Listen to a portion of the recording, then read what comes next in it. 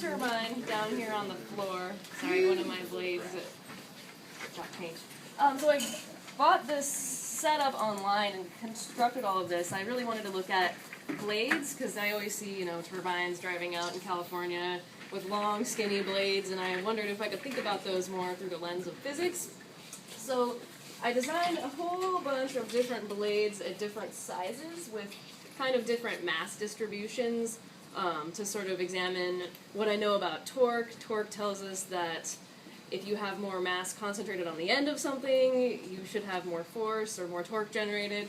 So I kind of designed these blades hoping that, something like this would have more torque, be able to generate more voltage than this, and this should be able to generate more torque than this because it has more mass kind of concentrated about the end.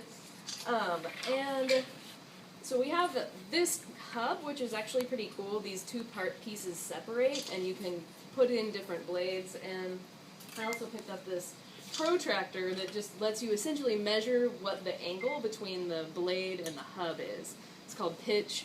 And they use this a lot in aerodynamics, and I ended up doing way more aerodynamics research than was really beyond the scope of this course. But there's a pitch that will create an optimum lift about the blades. So in other words, if these are at a certain angle, it will produce more power. So I kind of played around with all this experimentally. At home, I did not have a high-velocity commercial fan. I had two fans that I tried, and I could never get more than a volt out of the whole setup. But I found out the optimal blade pitch is 15 degrees, and I was able to kind of make a curve of plotting the pitch versus the voltage for all of these different blade setups.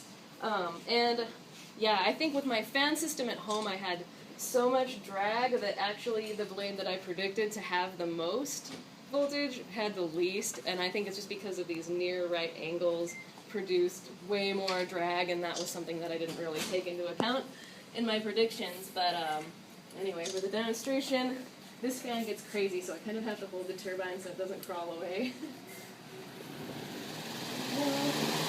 Yeah, you can see the bulb is lighting up, and it's making about 2 volts with this fan. Woo!